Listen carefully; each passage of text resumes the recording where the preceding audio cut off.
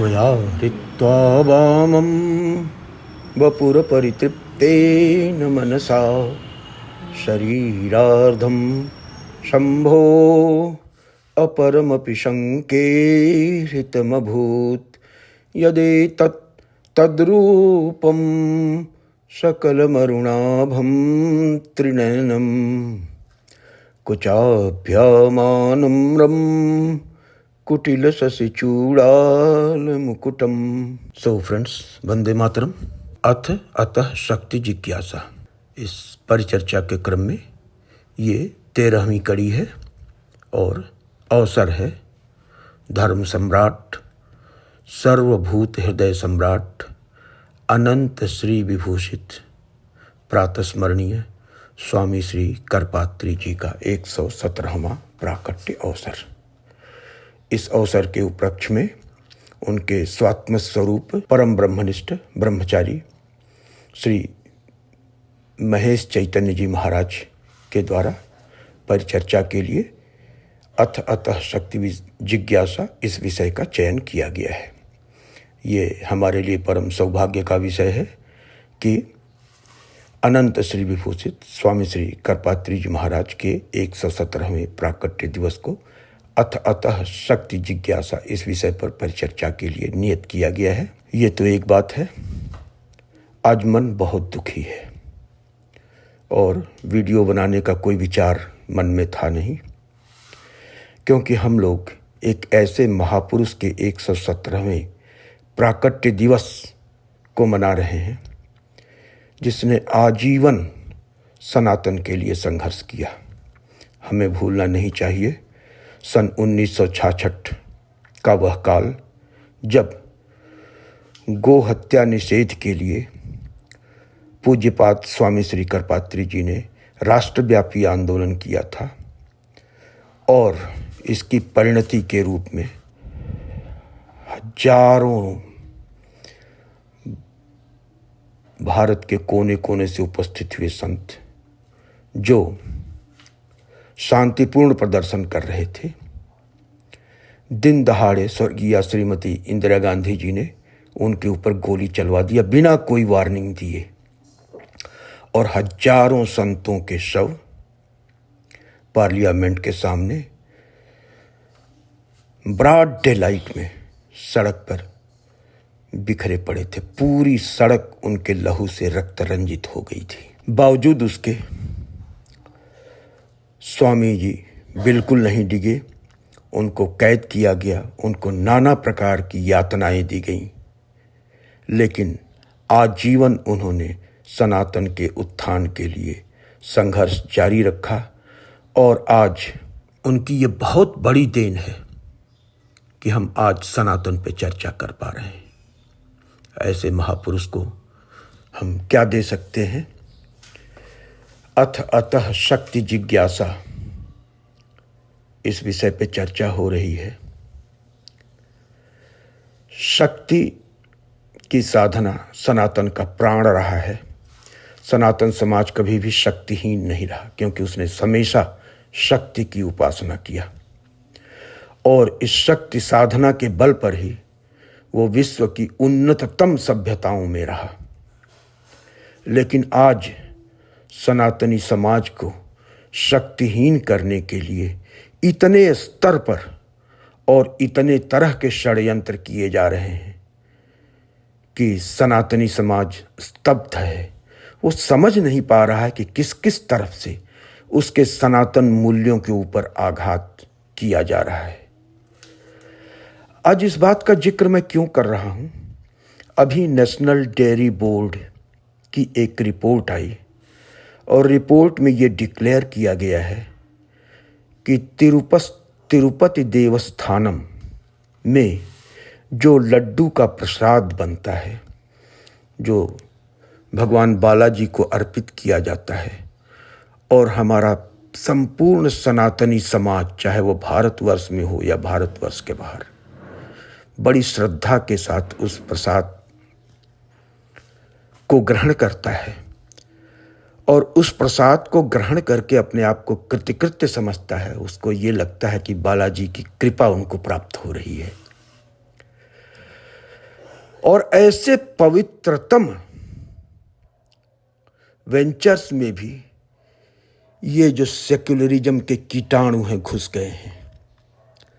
National dairy board की report ये कहती है कि प्रसादम में जो घृत का इस्तेमाल होता है शुद्ध घी के नाम पर, उसमें गाय की चर्बी, सूअर की चर्बी, मछली का तेल, ये सारे कुछ के अंश पाए गए हैं। कितना अनाचार हो रहा है सनातन के साथ। मंदिर सरकारी नियंत्रण में है, भगवान बालाजी सरकार के नियंत्रण में है। सरकारी व्यवस्था जो चाहे उनका जो है वो जिस तरह का चाहे प्रसाद बनवाए। मंदिर का जो बोर्ड है, बोर्ड में क्रिश्चियन है, बोर्ड में मुहम्मडन है, वो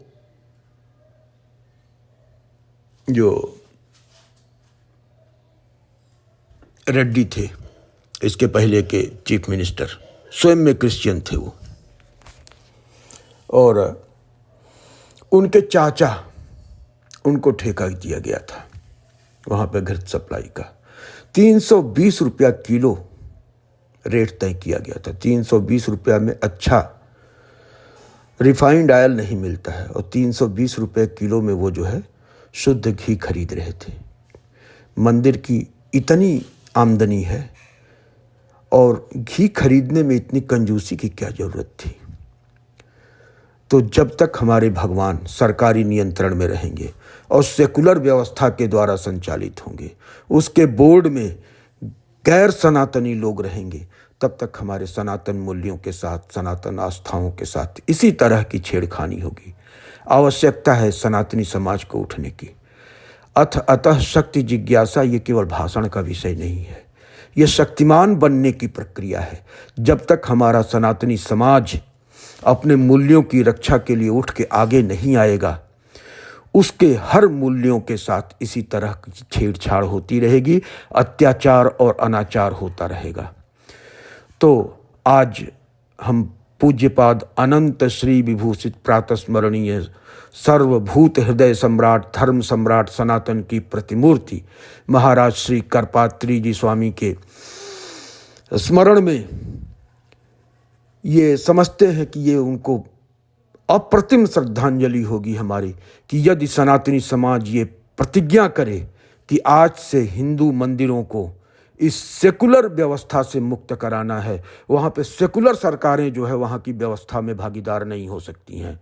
हाँ, सरकार के तौर पे आपको जितना भी ऑडिट करना कराना है वो सब आप कर लीजिए, वो ठीक बात है, लेकिन वहाँ की व्यवस्था के अंदर आपका कोई भी हस्तक्षेप नहीं होना चाहिए।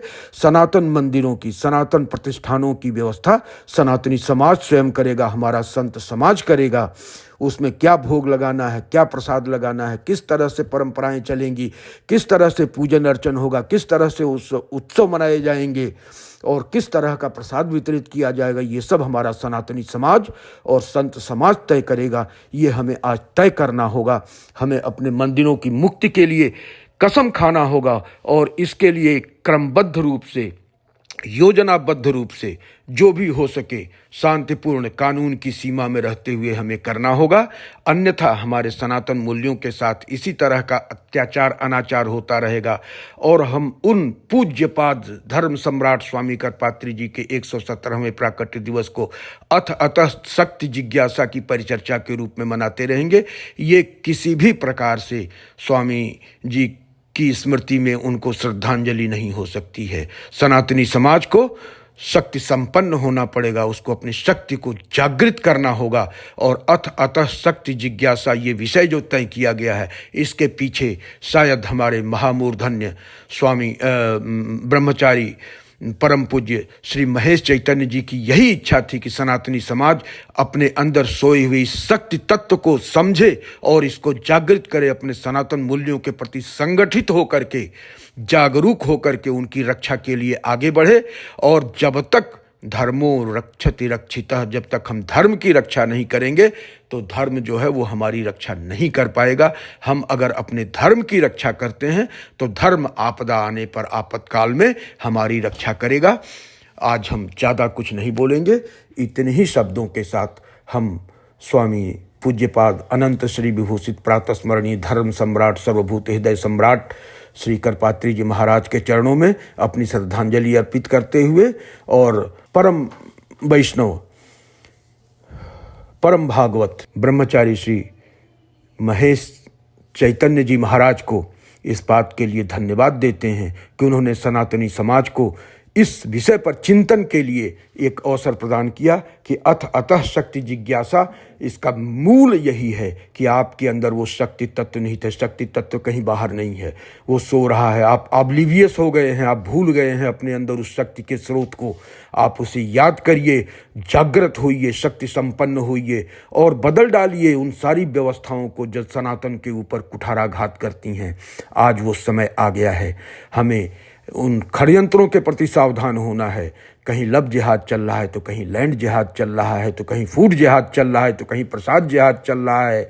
इन सारे जिहाद को हमें समझना पड़ेगा और इन सारे जिहाद के खिलाफ सीना तान के उसी तरह से खड़े होना होगा जैसे स्वामी करपात्री जी महाराज ने संतों के साथ 1966 में अपने सीने पर गोलियां सही थीं। हमें उस भावना को याद करना पड़ेगा और यही हमारी सच्ची श्रद्धांजलि होगी। इन्हीं शब्दों के साथ आज मैं ज़्यादा नहीं बोल पाऊंगा क्योंकि मेरा हृदय वास्तव में बहुत व्यथित है।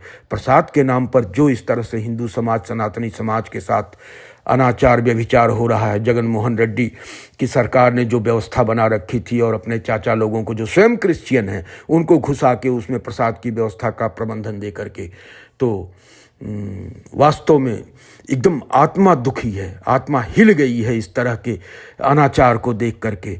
ये बर्दाश्त के बाहर हो गया है।